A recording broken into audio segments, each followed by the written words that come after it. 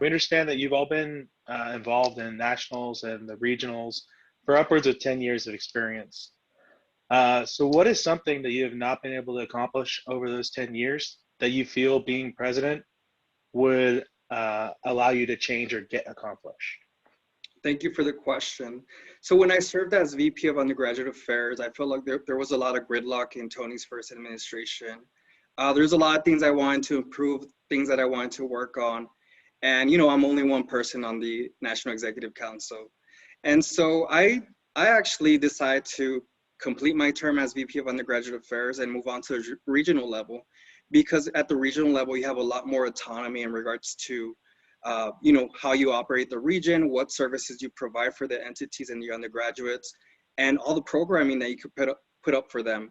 So, you know, in leading marketing, finance, programming, conferences, and all the other stuff that comes with fraternal business, I was able to accomplish a lot more with the autonomy that comes with regional director. But in regards to national presidency, I'd like to make the decisions that are very hard and important for us to succeed. You know, from auditing our financials to taking the brother to, you know, taking the fraternity to the next level. But actually, I'd like to get to a position where everybody is on the same page, everybody's trained and developed in regards to regional boards. And we need to ensure that everybody has the same type of equity. So you might have some regions that, you know, have more resources, but then there's other resources that, other regions that don't have as much. So we need to level out the playing field for everybody, but ensure that our undergraduates have hands-on experience and support from our regional boards and the national level. So in regards to your question, I'd like to give direction, train our alumni that are new to the boards and nationals. And I'd like to pass on the knowledge and the experience that I have from my work experience and my education, you know, my recent education, my master's. So I'd like to share that information and ensure that our brotherhood expands and we grow together. Okay. Thank you, Brian. Thank you. Let's see. Now we move back up to Latif, right? Would that be the right order? Or Chu would be next to answer this time. Oh, okay. Yeah, I'll go. Cool. All right. Would you like me to repeat it? Please. Okay. So you've each been involved in nationals, regional level, upwards of 10 years. What is something that you have not been able to accomplish in those positions that you believe would change once you were president? Awesome. Great question. So what would change being president? Honestly, it's just going to be able to fix a lot of these issues that as national board members, we constantly have to defend on almost on a day-to-day basis, because a lot of the issues, it's a systemic issue. The national board, being president, I get to build that first foundation in creating a national structure. So picture a rock being thrown into a pond. It's going to ripple out. So that first ripple would be the vice presidents. The vice presidents, we need to make sure they are fully bought in, not only to the vision, but for the duration of the term. From there, we're going to build that next ripple, which is going to be the XNEC. This will make, and then bringing on these XNEC members, they're going to help buy into the plan and actually, or the vision, and actually help create plans on how to achieve that vision.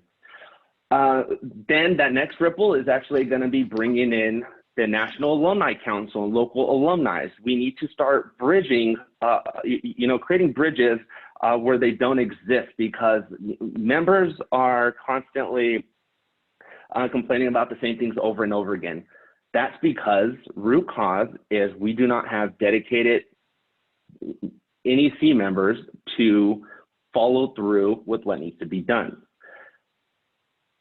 So having the standards in place, fixing fixing communication, and just overall just NEC transparency are going to be core building blocks on creating a more unified national board. Okay, thank you for your response. And then last, we'll move on with Latif. All right, I'll just repeat it for you. So with all of you being involved with nationals and regionals for upwards of 10 years, what is something that you've not been able to accomplish so far? And how do you feel that being president would change that? So Mike, thank you for that question. So as I look back as close to the 12 years that I've been in the organization, the 9 years that I've served on the national board at a high level consistently, one of the things that I see that we lack is a business strategy, but a business strategy from the standpoint of we are in the business community. So we need to have a strong, focused business strategy that aligns with our purpose and goals. And in my time on the national board, we lack strategy from a corporate level standpoint and from a business level standpoint when it comes to national leadership, regional leadership, and things of that sort. So when I reflect on that, and for those who don't know, 6 years ago, I ran for national president. And some of the things that I've mentioned within my own platform are still areas that need to be improved upon because of, you know, we have a different president, different leadership who have different ideas of how we should lead the fraternity. So with my take is by taking on the mantle of president, I intend to have a strong relationship with the NAA and BOD so that we can have a consistent message. In my time as a national board member, it seems as though, you know, NEC does their thing, NAA does their thing, BOD does whatever sometimes, you know, they pop up maybe every 3 years. So we need to have a better active relationship where we have a consistent message of how we see the fraternity going forward 5 to 10 years from now, so that we as NEC can work on the year-to-year, day-to-day operations of the fraternity, because we all understand that the undergrads are the lifeblood of fraternity, but we also need to understand that this is not an undergraduate fraternity. This is a fraternity for life.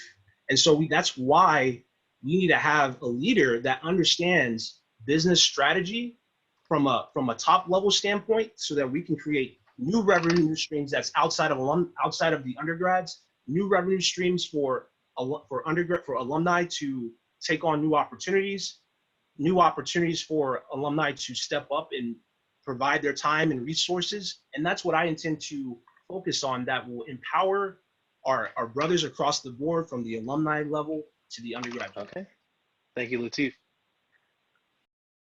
Once again, we'd like to thank all of our presidential candidates for joining us at our March Presidential Town Hall. If you'd like to see more clips from this event, please continue to our DFWAA YouTube channel. Also, to keep informed on future DFW alumni events, we encourage you to go to dfwodphi.com and renew your membership today. Thank you.